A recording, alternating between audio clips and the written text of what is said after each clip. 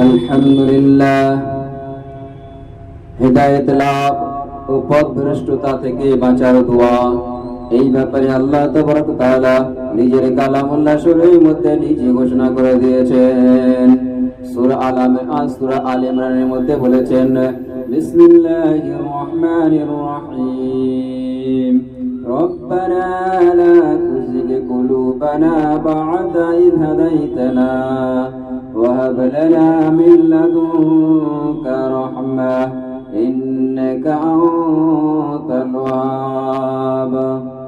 হে আমাদের প্রতিপালক, সরল পথ দেখানোর পর তুমি আমাদের অন্তরকে বক্ষ করে দিও না, এবং তোমার নিকট হতে আমাদেরকে করুণা দান করো, নিশ্চয়ই তুমি মহাদাতা।